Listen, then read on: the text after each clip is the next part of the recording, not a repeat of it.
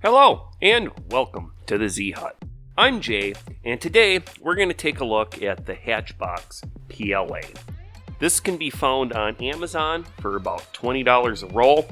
If you're interested in it, look in the description below. You'll find an affiliate link down there that will take you right to the Amazon page for this. But I've got two rolls here of the PLA. It's one's yellow, that's this one, and one that's orange. I've never used this before. It was $20. So today on the Z Hut, we're going to find out, is this trash or treasure? I had been ordering my filaments off of eBay, and average shipping time was 7 to 10 days, sometimes even longer. If I needed a certain color that I didn't have on hand for a job, well, 7 to 10 days, I usually lose it because I couldn't wait that long. Customer see ya. So I switched to Amazon, and I've tried out some other filaments, but this is the first Hatchbox. So what we're going to do, let's get to it, is I've never printed with this before. So the first thing we're going to do is we're going to go print one of these temp towers. This is from some other filament I have. We're going to go ahead and use the yellow. That's this one. On the box it says recommended printing temperatures 180 C to 210 C.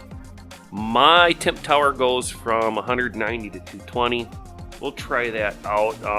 If I'm not getting good results somewhere on there, we will go ahead and print out a different one. But this is the one I usually use and like, so we'll try this one first. So let's just get right to it. Get over to the printer. I'm using an i3 Mega made by Anycubic. So let's go print one out with the yellow right now.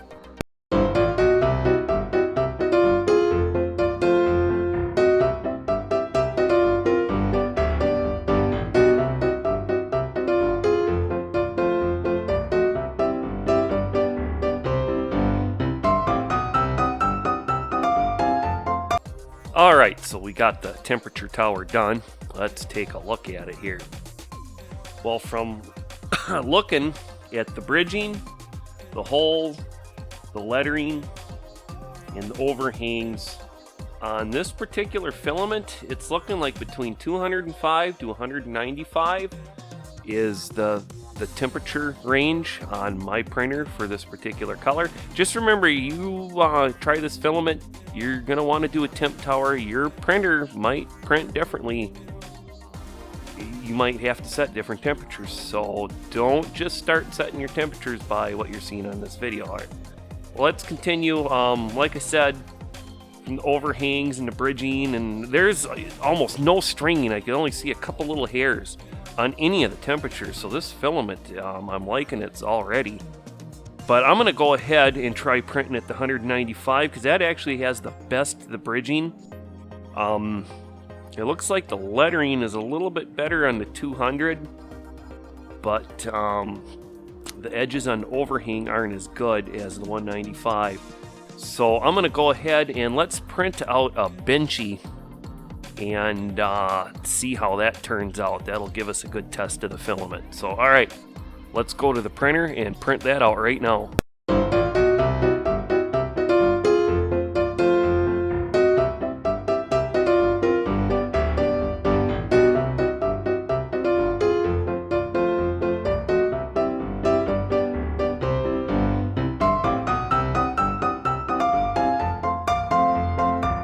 Alright, we got the benchy finished printing, and wow, did this turn out beautiful.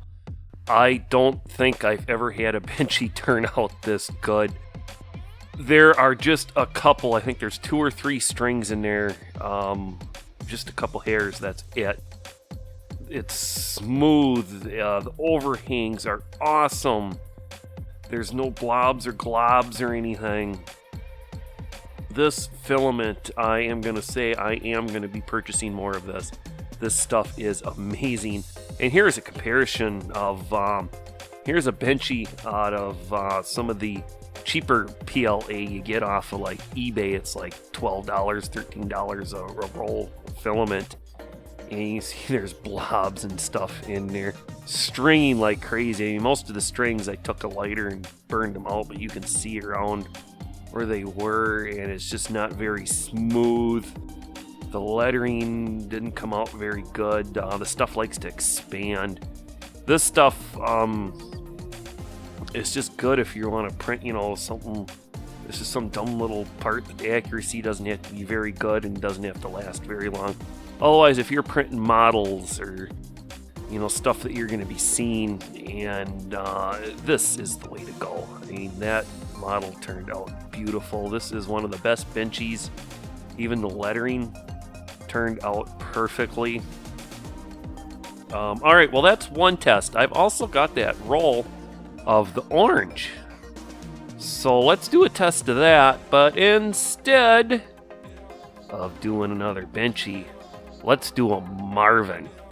And in particular, we're going to do the King Marvin. So let's go to the printer and print that now.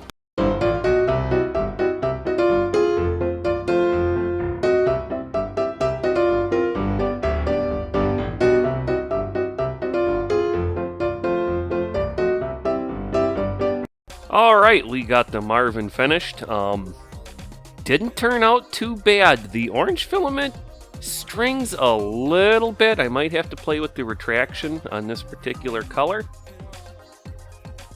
Now, I did notice, I did enlarge this Marvin, I think by 25%.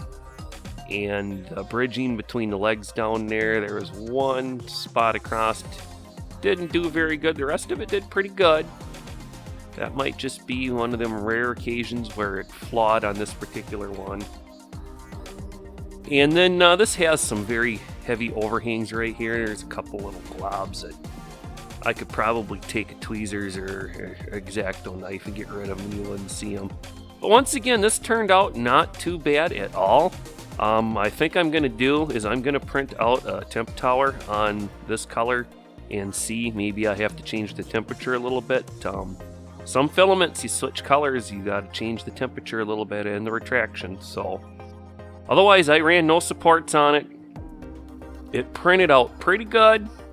I would still say the benchy printed out a little bit better, but this is still not bad. I printed these in the cheaper filament like I did the cheap stuff I showed you, the benchy here a few moments ago. I printed it and it had the same results. I mean, this is still better than any of that cheap filament. The only other filament I've had so far is I bought some of that Sunlu. In the past it was on sale and that stuff was pretty good. I'm thinking this stuff might be even better. I'll have to do a review on that filament. Possibly we'll do that as the next video. So alright, well, that's the review of the Hatchbox filament. I've got the yellow and the orange, and on a scale of 1 to 10, I'm going to give this a 9. I very, very rarely will give anything a 10. And this stuff is awesome, so I'm going to give it a 9. And the only way I'd give a 10 is if it turned out perfect. There would have to be absolutely no stringing, no nothing. But once again, that's settings that could probably be taken care of in the slicer. I used Cura as the slicer. And I used the stock settings for the Cura for the retraction. I didn't play around with them, so they were both set for the same retraction. But alright, well, that's my review. And once again, you look in the description below, you'll find an affiliate link to the Amazon for this particular filament. So, thanks for joining us here today at the Z Hut. I hope you have a great day and have fun 3D printing.